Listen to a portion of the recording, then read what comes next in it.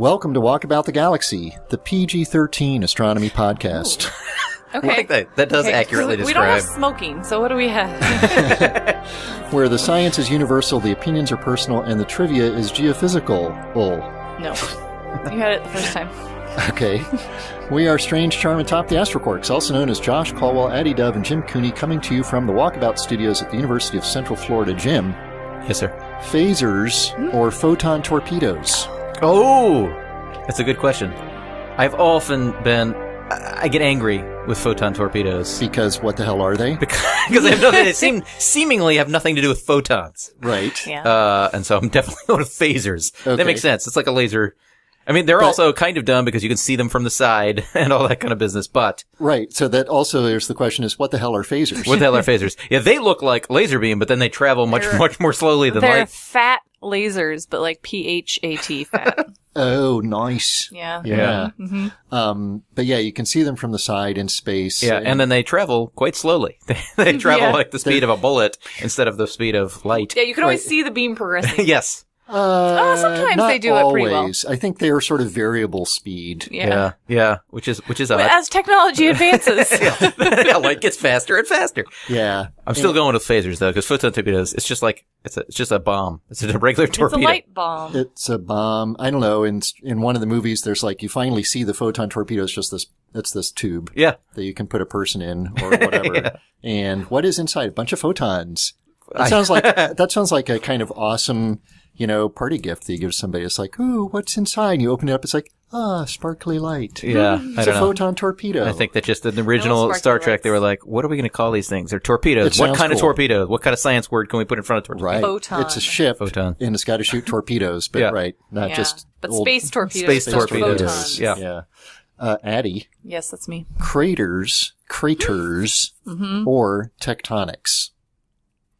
Oh, that's so interesting. Addie way overthinks these things, man. She really So deeply processes this. So I like cratering because I study it and because it happens on most planetary surfaces, but I'm going to go with tectonics because it's pretty unique to the Earth and a few other planetary bodies, and it probably contributes to like us being here today. Right. So. Tectonics crater is the equal opportunity Yeah. surface modification process. That's its That's its subtitle. Subtitle, yeah. Crater, the equal opportunity surface modification process. Right. Rolls off the tongue. Yes, indeed. In the news, scientists, there was a group of 4 people spoke to a Senate subcommittee about the search for extraterrestrial intelligence, or actually not just SETI, actually search for life elsewhere in the universe. And I think they got a pretty favorable reception. Ooh, nice. What do you guys think about like search for life versus search for extraterrestrial intelligence? Like, what's the difference between those two things? And are you like, yes, both, maybe not, or one over the other, or who knows? How important should it be? I think it should be pretty important. I think it's pretty cool. And if I were prioritizing, I would think that the search for extraterrestrial intelligence is cooler. I mean, I think they're both harder. Cool. Oh, well, maybe not. the search isn't If necessarily they're harder. there, Yeah. then it's in principle easier, which Yeah. brings us back to the question we always are beating our heads against, which is why the hell we haven't heard anything. Right. But I still think there's plenty of phase space to search for those things, meaning lots of frequencies to listen for and lots of places to listen to. And I think that if you found something, that would just be, it would just be the most amazing thing that ever discovery happened in the history of our planet. Right. And maybe also would be finding life on Mars or something, but I think We probably put it there. Mars microbe is not going to be anywhere at the same level. Right, It's going to be big. Right. It's big for the scientific community, not as big for humanity. I don't know. But Physically, it'll be very small. It's not going to be very big. It's going to be very, very small. But it would be big, I think, for humanity, not just for scientists. yeah. But it's less... I mean, it's always big in the news when something like maybe is right when the ALH numbers. Right. 84001 or whatever. Go. Yeah, that meteorite that's from Mars was maybe had life in it. Like, that was big news. Like, didn't Clinton talk about it and stuff, right? It made national attention. But can you imagine how big a news it would be if we actually contacted intelligent life? Well, yeah, of course. Nuts! Somebody should make a movie about that happening. Oh, that'd be crazy. Yes. A NASA intern. You heard about this tweet business? I did not hear about that. Some young person, I think a woman, got a NASA internship and said, "F y'all, guess what? I'm an intern at NASA now. Woohoo!" Something along those lines. And then Homer Hickam, of all people. You know who Homer Hickam is? I do not. I do. He wrote Rocket Boys, which was the book that got transferred into the movie October Sky. Yes. Oh. Didn't know that. One of the original part of Rocket Boys. making American rockets in the post-Sputnik Make America era. rocket again. He just responded to the tweet saying language, period. And then she's like, tweeted back with some more vulgarity. It's like, some pretty salty language that on a PG-13 astronomy podcast we won't repeat. But it had to do with sausage and beans. Let's just say that. That's PG-13. And then the whole thing went viral and she lost her internship. What? Yeah. And it's because her friends were snapping back at Homer Hickam, who just said language, used hashtag NASA. And that's when NASA even noticed that anything had happened. Oh. Anyway, Homer Hickam was like, "Hey, I was just trying to tell her, it's like, if you're talking about stuff with NASA, you might want to watch your language talking in public." Yeah. And so he's like, oh man, trying to get her to reconsider. Anyway. Poor girl. Her friends. Yeah. Twitter is a dangerous tool. It really is. it's pretty nasty out there. The Twitterverse. The Twitterverse is far more dangerous than space. Probably. For now. So we got to be careful what we put on our Twitter site. And in space. China is, in principle, later this year going to be launching a robotic explorer to the far side of the moon. Yeah. Not to be confused with the dark side, although it's just barely on the far side because it's basically at the South Pole. Yeah. It's just barely on the far side, but the South Polar region, which in and of itself is interesting because, and today we're going to talk about water on Mars. No, not Mars. No, the moon. The moon. The moon. Yes. Mars is always stealing this water fun. Yeah. Moon wants to get in on it. Recent launch, Parker Solar Probe, another nearby celestial object that we're going to get a closer look at with that mission. SurfSat, the first satellite from the University of Central Florida, is ready for launch in a few weeks. I think we know somebody has something to do with that. But first, Essentially. This episode of Walkabout the Galaxy is brought to you by the Strong Force. Midichlorians may help you sway the weak-minded to look elsewhere for droids, or help you sanitize your swimming pool. Frankly, we're not sure. But if you really want to build great things, the Strong Force is what you need. With a reputation for reliability that goes back 13.8 billion years, the Strong Force is the backbone of all you hold dear, including your actual backbone.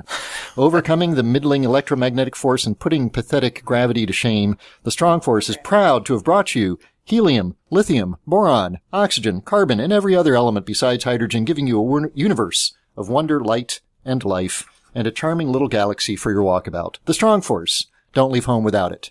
Awesome. I try not to. I think they were stretching on their tagline there. Not sure. Don't leave home without it. Yeah, I think that's plagiarism or something. It might be, isn't it? yeah. Yeah. Anyway, although you don't really hear commercials for anything else saying that anymore, so. I don't hear commercials at all anymore. Oh, that sounds actually. nice. It is. I do. It's awesome. Yeah. They're mostly political ads. Yeah, and you can't watch regular television at this time of year. I don't know, It's listener, all when you're political listening to ads. this, but currently it's Yeah. a couple months before election time, which just means every commercial on network television Is saying about how one person is an actual monster. Yeah, A yeah, demon disguised as a politician. Yeah. Yes. Or prescription ads. Oh, yes. I love the disclaimers at the end of those, like, oh, it's this wonderful thing, and we're all now, life is wonderful. Yeah. And then side effects may include, and list every possible horrible thing. Yeah. Yeah. You will likely die. Yeah. So this Chinese mission to the moon is going to near the South Pole Aitken Basin region, or in that basin Probably in region. the basin region. It's pretty big. And near two craters that are named Von Karman and Von Karman L or something like that. Okay. And I know Von Karman is the name of an auditorium at JPL. That's what I think of. Why is it named that? I think that he was maybe the first director of JPL. Interesting. And he's got a couple of craters named after him near the South Pole. China's going to send another adorable robotic explorer there with some adorable experiments. And why do we care about the South Polar region of the moon? In general? Yeah. Or like, why are they going there? Well, both. They're probably going there because of why we care about it in general. Yeah. So there's a couple of reasons. So one is power. So the South Pole is actually a good place to go if you're interested in having regions that are either always in the dark or always in the light. Because the way the moon rotates, right? There's certain regions, because it has mountains and craters and things like that, there's certain regions in the craters that are always dark, at least right now. And there's certain regions that are high up at the edges of craters that are sort of mountainous that are they're perpetually in sunlight. Right now. And because... You said always right now. Yeah. Yeah. So it's a trick. They're called permanently shadowed regions or like permanently illuminated regions, but it turns out that it is right now in space and time because the tilt of the moon's axis changes. You're right. Yeah. Right now you're using astronomical time scales. So it's right now for hundreds of thousands or millions or so years. So it's not like, yes, it's daylight permanently here for the next hour. It's not that kind of, it's not that permanently right now. It's permanently at this astronomical epoch. Right. Yeah. Yes. And because there's no atmosphere on the moon, like we sort of think of polar regions here as, but the sun's on the horizon. But it doesn't matter on the moon. If the sun is up, it's shining with its full intensity on you, and you just tilt your solar panel on its side, and you're good to go. It's like it's directly overhead. Yeah. So there's been a lot of talk of if you want to be there long term and you need energy, you put your base near the South Pole because then you can have your solar panels in this permanently illuminated region, and you like have energy most of the year. Right. The other reason, which is more topical right now, is that there is probably water at the poles of the moon. So you mean ice? Yes. Because for some time... And really, we mean like ice that's mixed in with dirt.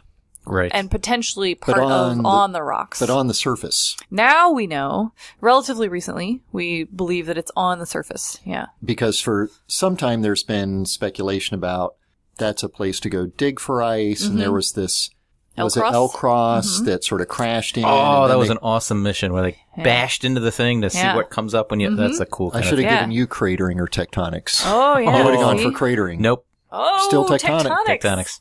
FT-dub. Tectonics means like earthquakes and stuff, by the way. Yeah. It means a disruption of the outer part of the planet because of motions in the interior. Wow. So technical. Wow, that's very technical. Thank you. Okay. Anyway. Like apologies. I said, earthquakes and stuff. But still, L-Cross was awesome. Anyway, you were saying? And volcanoes. Well, so L-Cross was a mission at the end. They crashed into the South Polar, in this permanently shadowed region, and looked at the plasma gas cloud that was spit up by that impact to see an abundance of water products, namely hydrogen and so they saw what they knew they were going to see, right, which is bits of rock and other things, but they also saw a bunch of water products. The tricky thing with that is it was an impact, right? It was a pretty high energy impact, so it could have been subsurface ice that got pushed up. Right. But there's been detections for a long time. So from Clementine, which was back in 80s or 90s, and Lunar Prospector, and both of those looked at the way the water was discovered in that way is also sort of indirect. Yeah. And it's looking at neutrons that are produced by gamma rays or cosmic rays that are coming in. So very high energy particles. They come in and penetrate into the surface, and they tend to scatter more, or they knock neutrons off. And different atoms have a different cross section. They have different sort of target painted on their heads. And by looking at what if the neutrons come off, they can tell, that thing came off a hydrogen atom. Yeah. Right. And hydrogen is in water. Yeah, so... So it's a little bit indirect. Yeah, exactly. And LRO has the Lunar Reconnaissance Orbiter that's currently still orbiting, has a neutron detector instrument. And we've seen... So for a long time, we've seen stuff at the poles and that indicates that there's water. But it's an indicator, and neutrons penetrate a little bit deeper, too, so it's hard to tell where it is. And it could also be what's hydroxyl or OH. So it has some sort of hydrogen oxygen molecule, but it's oftentimes hard to distinguish between the two. Oh. And then there was these other discoveries in 2009 with Cassini. Yes. What? Yes. What was that? In 2009? Yeah. Well, so they looked at the data in 2009. These papers came out in 2009. We're so slow. It was with Epoxy, which was a deep impact, which was a cometary mission. Right. Follow-up, not just the movie. Yeah. Oh, man. I'm doing all the Josh references today. References. Deep Impact, Cassini. Yep. And the M cubed, which was on Chandrayaan, which is the Indian mission. All detected this ice. There was sort of this variable signature on the surface. So it was like a daytime signature too. They saw it in the morning and then it sort of went away by the middle of the day. And that was just like surface ice, water signature. And it was sort of spread across the surface at different parts, not just at the poles. In non-permanently shadowed regions? In non-permanently shadowed regions. But it was very transient. So it was just like part of the day they could see signatures of water and or hydroxyl. It still is hard to tell. So we talk about water a lot. Mm-hmm. We talk about it on Mars every other episode. Yeah. And one of the reasons it comes up with Mars a lot is because in the past, Mars had an atmosphere and it clearly had flowing water on the surface. And these are Earth-like things that make us think about life and the possibility for life there. On the moon, when we're excited about water, it's not about like, oh, maybe we'll see microbes on the moon, right? No. Part of it, it's like, what? How? What? Why? It's just like, what? Yeah, it's really surprising. But there is a reason that we look for water at this region, right? Yes. So, one is because it's really, really cold in these permanently shadowed regions, so it's easier to have ice that stays there for a long time. But the reason we're interested in it comes back to exploration, right? And what's called in situ resource utilization, which we've talked about a bunch, which is ISRU, and so that is being able to use things where you are. But people might say, well, I go outside here in Florida and it's not very cold and there's still plenty of water around. So why on the moon does it have to be very cold for there to be water? Because there's no atmosphere on the moon. Yeah, it gets you every time. Yeah. So that means that so without that atmosphere acting kind of like as a blanket, and water the would pressure just of it, evaporate, sublimate. It would go from ice straight to space. Yes. Yeah. It's this phase, space phase. Yeah. So it just goes away. Yeah. And so, if you have really cold temperatures though, and if you have the ice mixed in with dirt, you can have it on the surface. And we've talked about this for Mars, right? Like Mars has a little bit of an atmosphere, but it's still really thin. Yeah. And so you have to have ice or water usually mixed in with salt, really, to have it on the surface because the temperatures can get warm enough or too cold, and it's complicated. Right. Water's complicated. It's, for a relatively simple molecule, a couple hydrogens and an oxygen, it has some really interesting characteristics. There is surface water ice on Mars at one of the polar caps underneath the dry ice polar caps at both poles. Yeah. And then we recently talked about the discovery of what appears to be liquid water near also one of the poles of Mars, underneath the surface in this case. And so what is it about the new discovery that says, okay, it's on the surface or mixed in with the surface stuff? Is there something special about it? Is there this daily variation in it that's No, so the stuff, this new paper that just came out is kind of crazy. So it's actually from Chandrayaan, from this M cubed instrument from a mission that ended in 2009 or 2014 maybe. I forget. It might have been 2009. It was a very short mission, and I think it was in 2009. And but this person who published the paper has been doing this crazy statistical analysis where they like really dug through the data and said, we see reflectance at these exact wavelengths that correspond to water molecules. Okay. And so they say we see water at the surface. We actually are looking at reflected light off the surface and not these weird, I don't want to say neutrons are weird, but come on. They're neutrons. Neutrons. Right. Neutrons are weird. They are weird. Yeah. They can't just exist by themselves. What are the quarks in a neutron, Jim? For very long. Ooh. I know there's some ups and some downs. It's ups and downs? It's ups and downs. That's what's in protons and neutrons, although I can't remember. One of them is 2 downs and an ups, and one of them 2 up and a down that I can't remember. I feel like neutrons should be 2 downs and an up. Really? Yeah. Yeah. And a proton, it's because pro thing, so one of those 2 ups and a down. One of those is like plus a third charge, and the other is negative 2/3, or vice versa, or something like that. Yeah. Whatever. Quarks are weird. They are. They are. So the Chinese mission, the Chang'e-4, which is pronounced nothing like that, if it's pronounced correctly, but it's spelled like that. Chang'e. It was originally a backup. It's a little rover. It's an adorable little rover. It was a backup to the Chang'e 3.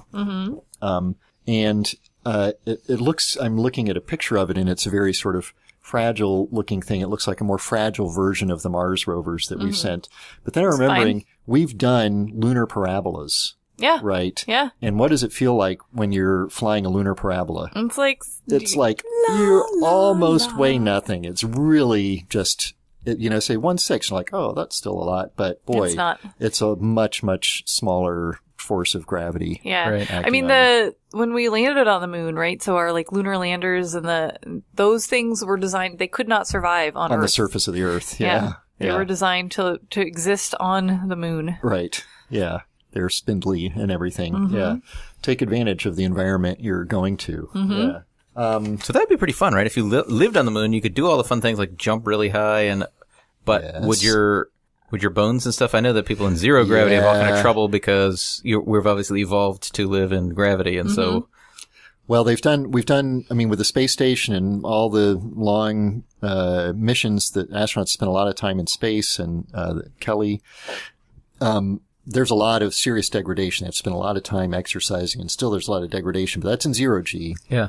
Of course, we haven't had an opportunity to put somebody in lunar gravity or Martian gravity for an extended period of time, except for Matt Damon. Yeah. He should know all. So we should just ask him how he's doing with all of that. Let's see. Before we talk about Parker Solar Probe and SurfSat, today's trivia. Ooh. Is back on the Earth. So coming back to the Earth from the moon, it's geophysical. Well, the Earth, as you know, has a magnetic field. What? Yep. How does it work? I thought Addie was going to say true. I mixed it up this time. And it's complicated how it works, actually. That's what I say about everything that I don't understand. Well, we really don't understand how the magnetic field works. We know that there's something dynamic going on in the interior of the Earth that we call a dynamo. Clever. Yeah. And the details of how that works are indeed complicated. And one of the pieces of evidence that shows that it's complicated is that the direction or the polarity of the Earth's magnetic field changes. True. Occasionally. So the dynamo is sort of like, it's not like there's a big piece of iron in the middle of the Earth that's acting as a permanent bar magnet. It has to do with the motion or flow of some conducting stuff inside the Earth. And I truly do not understand how that ends up changing which direction your compass needle points, whether it's pointing towards the North Pole or pointing towards the South Pole. Yeah. But your compass needle, if you came back in some period of time, not going to say because that's related to the question. Okay. Your compass needle, instead of pointing towards the North Pole, would be pointing towards the South Pole. Yeah. Crazy. Mm-hmm. There's some new news about this, which is why I'm asking the question. I haven't heard it. Your first question is, when was the last how many years ago, was the last full reversal of the Earth's magnetic field? Right now, it's the south magnetic pole that's actually up near the North Pole of the Earth. Oh my gosh, I've been teaching that wrong. It is the South Pole that's up there because the North Pole of your compass needle is the North magnetic pole points towards our North Pole, which means it's the South magnetic pole. It's crazy. At some point in time, it was the North magnetic pole was up at the North Pole. Yeah. How many years ago? That's your first question. A few. The second. There's and two parts. It's the multiple choice, and your choices are the set of all integers between 1 and 4.5 billion. Makes sense. Okay. Checks out. Okay. The second part of the question is, on average, what's the average length of time between reversals? Okay. And then after we get to the answer for that, we'll talk about what was in the news recently, which is related to those two numbers. Okay. Okay. Yeah. So, back from the Earth, we saw the launch not too long ago of the Parker Solar Probe. Oh, sorry, Addie didn't see it. Jim, did you see the launch of the Parker Solar Probe? I did not see that launch. You weren't up at 3 a.m.? I was unaware it was happening. What? Somebody didn't tell me. What? Somebody isn't paying attention to space news. Yeah. I'm probably the person who should be telling other people, not the person who needs to be told. But you're not. No, I'm not. I'm not that person. This was a really exciting one. It was for many reasons. Yeah. Well, tell us what some of those reasons are. Why? So it's a mission. So first, Parker Solar Probe is a mission, as its name implies, to study the sun. first mission named after a living person. Yes. Yep. Eugene Parker. Eugene Parker was actually at the launch. Oh! Which is pretty crazy and cool. It was his first launch ever. First time at a launch in person. He's 91, 92 years old. His first time going to launch, 3:30 in the morning. Yeah. Twice. I went down there for the first attempt and it was scrubbed with 1 minute and 55 seconds or 155. 155 to go. That was rough. That's a tease. Yes. But then it went the next night. It went the next night, but I just watched it from my backyard. Which we can do because we're in Florida again. Yeah. What are some other cool things It was originally about called MMS or something, right? No. What was this one originally called? I don't know. It originally had a different name, and then they named it after Parker because he's important in solar and heliophysics. In understanding the Parker spiral is the description of the sun's magnetic field. So as the Earth has a magnetic field, connections. Reconnections? The sun also has a magnetic field, and it's also complicated. Fact. Close to the sun, you get all these crazy very high-intensity magnetic fields that are connected to solar flares, all that good stuff. Sunspots. Farther out in the solar system, it sort of forms a spiral pattern because of how the sun's magnetic field is formed and how the sun rotates. Yeah. So it's called the Parker spiral. The Parker Solar Probe is somewhat connected to that. Yeah, it's not really studying like magnetic field per se. It's designed to mostly study the corona, which is like the really, really hot upper part of the sun's atmosphere. Right. It's a part that we can see during a solar eclipse, but otherwise we don't see. That we all did see. Yes. With our naked eyes a year ago. Right. But you can, if you didn't see it with your naked eyes, you can see pictures. You can see pictures. And this is, if you're looking at like the corona of the sun, it's about twice the size of what we normally see as the disk of the sun. And the part of the sun that we, the disk that we see is at about 6,000 Kelvin. Right. Which is, do we know what that is in Fahrenheit off the tops of our heads? Oh man, I'm so bad at that conversion. It's something like 8,000 Kelvin or 9,000 Kelvin. But the Fahrenheit. Fahrenheit, 6,000 Kelvin, 5,800 Kelvin.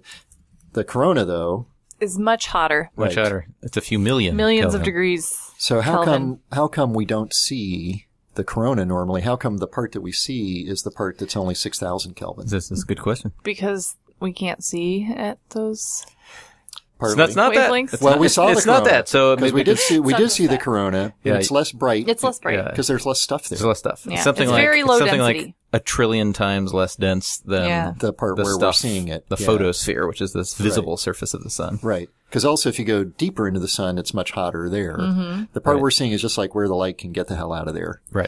PG-13. So the Parker Solar Probe is trying to understand the connections between the photosphere and the corona and why the corona is so hot. Because it's a crazy thing, right? I mean, like it's tens of millions of degrees in the core. Mm-hmm. It's 5,800 Kelvin on the surface. Mm-hmm. And then it's a few million Kelvin again. So how does it get so hot? Again. And it can't be, it can't be just normal. It's magnetic fields. Right. Magnetic fields. It's not just, it's not normal, heat flowing from hotter to cold because it has to be some interesting mechanism. Heat likes to go from hot to cold, doesn't like to go from cold to hot. That's right. But it seems to be doing that. And so the mechanism is not well understood. Right. And so hopefully it's going to try to study that. And so it's getting very close to the sun. Very close. Its final pass. It's a deep dive. It'll be, I think, 20 times closer to the sun than the Earth is. 20 or 25 times closer to the sun than the Earth is. That's very, very hot. So like the heat shielding and everything that they had to put on that spacecraft, it's like even the solar panels are behind heat shields. Yeah. Because everything is behind a heat shield when it's that close. But it does have an imager. Mm-hmm. So I'm very curious to see what sorts of images they get. And it's taking it a long time, though, to get into the sun. Yeah, well, part of that is because it has to be going really fast to do what it wants to do. And so it's doing this. There's a lot of times when we put satellites in orbit around other things, we have them do flybys of different planets, right? So it's doing a big loop, and then it's going around Venus a couple times. Yeah. Yeah, like almost every orbit for a while. Yeah. To sort of pick up speed. It's stealing Venus's angular momentum and picking up speed to go fast. So yeah, when things are orbiting closer to the sun, they have to be going faster than when they're farther from the sun. Mm-hmm. And so it's losing energy because it's falling in towards the sun, but it's tricky for it to do that. Yeah. It has to actually have a bigger energy change to go in a little bit closer to the sun than like when we go further away. This is just an interesting orbital thing. Mm-hmm. If you think of the energy hole of the sun from its gravity, it's like this funny funnel that is super steep close to the sun and very shallow further away. And the amount of energy is like how up or down you got to go on that funnel. Right. Any of this make any sense? I think it makes sense to me. Mostly. Who knows? Partly because you're making some very nice hand motions that unfortunately our listeners will not be able to see. Imagine lovely gestures with my hands. Yes. But to go from like, say, Jupiter to Pluto, which is a much greater distance, doesn't require a very big change in energy because you're already kind of very disconnected from the sun out at Jupiter, and you're just going to getting a little bit more disconnected out at Pluto. Right. But from Earth to where the Parker Solar Probe goes, you're really going way down the rabbit hole. Right. Yeah. Right. So it's taking it a long time. It'll take some years. Its total mission is some years, but it'll hopefully be some cool images, and then we'll learn something about why that crazy corona. How that thing gets so hot. It's getting so hot. I thought a cool factoid related to what you just said is how fast it's going to be going. Factoid is not a word? Yeah. No, it is. Go. Factoid is a word. Continue. I just said factoid. That's all. Is how fast it's going to be going. When I'm thinking about things going very quickly, I'm always thinking about these like Voyager and New Horizons, these things that are going out of the solar system and they're moving like 40 or 45 or 50,000 miles an hour. Yeah. But this thing is going to be going 400,000 miles an hour as it dives around the sun. Zipping around there. Really, which is something like 3 times as fast as anything, of course. Another motions are all relative, so this is relative to the sun. Right. But that's really, really fast for a man-made thing. And of course, it's not that we sped it up to that necessarily. Obviously, it's the sun. It's falling toward the sun and gaining speed as it falls closer and closer to the sun and going really fast as it approaches perihelion. Yeah. So technologically interesting, and scientifically interesting. A lot of firsts, for that. So we'll be keeping track of the, discoveries as they come in. So, let's go back to the geophysical. Yes. All right. And your first part of your trivia, how long ago was the last full geomagnetic reversal? And I'll tell you why I say full, because sometimes it does these little it kind of does a little thing and it kind of flip-flops back and forth and then doesn't really do anything, goes back to where it was. So we'll be talking about one of those later. That's what's in the news. But the full reversal where it flipped and stayed flipped. Well, I admit that I don't know the answer, but if you have, I'll guess something. Yeah. Both of you are going to go ahead. Pony up an answer here. 120,000 years. Okay. So I want to answer the second question, and then is that acceptable? You have to answer the first question first. I'm sorry. Oh, okay. I'm going to say 100,000 years. You're coming in just under Jim? No, I'm coming in under what I think is the typical. He said 120. Yeah. You're saying 100. Mm-hmm. Okay. 780,000 years since the last full reversal. Wow. Okay. 780,000 years ago. The number I have in my head then for when this happens is very wrong. Well, there's multiple we were only numbers off by an order of magnitude here. So the last time that for an extended period of time, meaning longer than the time it takes to switch, basically, that currently what's the south magnetic pole was on the opposite side of the planet than it currently is now 780,000 years ago. On average, how frequently does the magnetic field reverse? That's the question you wanted to answer, Maddie, so go for it. Well, now I'm just wrong. Now you're Yeah, I thought it was on order 100,000 years, but obviously. I thought it was 115. The 780 does not have to be necessarily a representative number, right? It's but it's not how often do we get hit by a big comet? Every so often. When's the last one? It's a different number. Right. Yeah. But usually they're not this far orders of magnitude different. I will give you a hint. It is not orders of magnitude different. Yeah. It is definitely within an order of magnitude of that number. 600,000 years. 800,000 years. You went the wrong way this time. I know. 450. 450,000. So we're way overdue. So on average, they occur. And so people are trying to study this. How do we predict it? And we don't have no idea since what's going on inside the Earth is so complicated. Don't know. Yeah, why that modeling it's switching is or so whatever. complicated. So then, how do we know this? It's looking at these rock sediments, especially mid Atlantic Ocean Ridge, something like that, where you see which way the direction of the magnetic field is sort of imprinted in the rocks. They can see these reversals and date them back for a long, long time. Yeah. Tens, hundreds of millions of years. And so people studied them statistically, is there a pattern? Is there a periodicity or whatever? Turns out they're just random with an interval of 0.1 to 1 million years, roughly. And the interval is randomly distributed in there. Okay. Yeah. And what the heck? So we how weren't that long? far Here's off. your next question. Okay. Oh man. It's great to be in this seat. So I just get to toss this stuff out to you guys. We're just getting torn apart here. How long does it take typically for a full reversal to occur? And then this leads us to what's the actual news. I've been teasing the actual news. So the full reversal takes about 100 years. 4,000 years. Going to call that one a toss-up. Oh, God. Maybe I'll give it to Jim. It's 1 to 10,000 years, I guess they say. Okay. But 4,000 is 1 to 10,000? It is, yeah. Jim wins. Okay, but the news is that there was a brief reversal period about 100,000 years ago that new data shows only took as little as 100 years to occur, meaning, essentially within the lifespan of a human person.